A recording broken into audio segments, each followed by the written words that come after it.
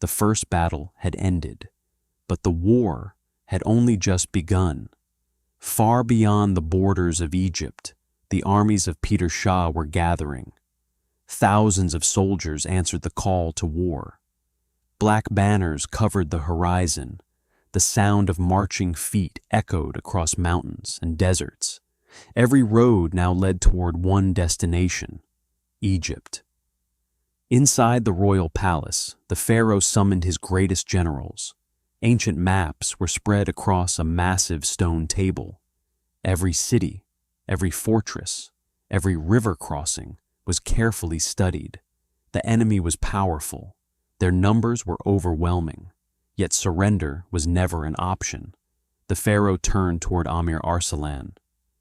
"Your courage saved my kingdom once. Now, I ask you to help save it again." Amir stepped forward without hesitation. "My sword belongs to justice, and my life belongs to those who cannot defend themselves." The room fell silent. Even the oldest generals nodded with respect. The pharaoh smiled. "Then from this day forward, you shall ride beside my commanders." The royal blacksmiths worked day and night.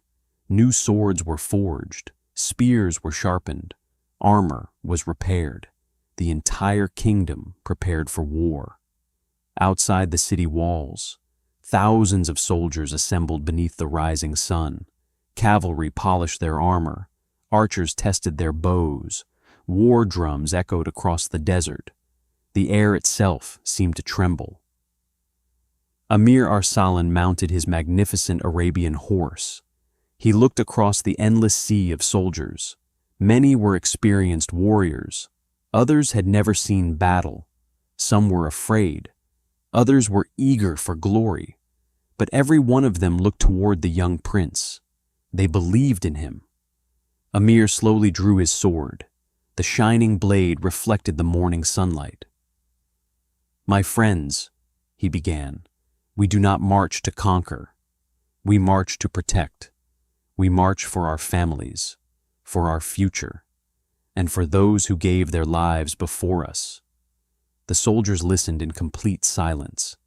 "If we stand together, no empire can break us." A thunder of voices answered him. Thousands of swords rose into the sky. The march had begun. Day after day, the great army crossed rivers, endless deserts, rocky mountains, ancient forests. Messengers arrived with troubling news. Peter Shah's army continued to grow. New kingdoms had joined his alliance.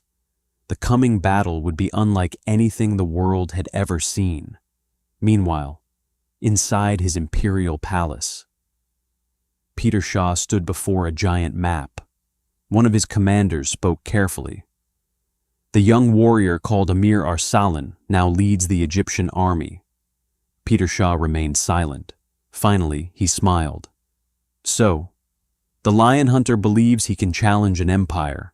He slowly unsheathed his magnificent sword. "Then let him come. I will end his legend before it truly begins."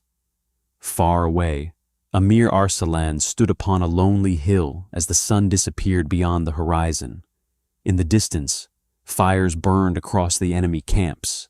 Thousands, perhaps tens of thousands, the greatest battle of his life waited beyond the darkness.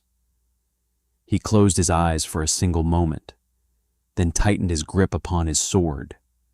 Tomorrow, history would change forever, to be continued.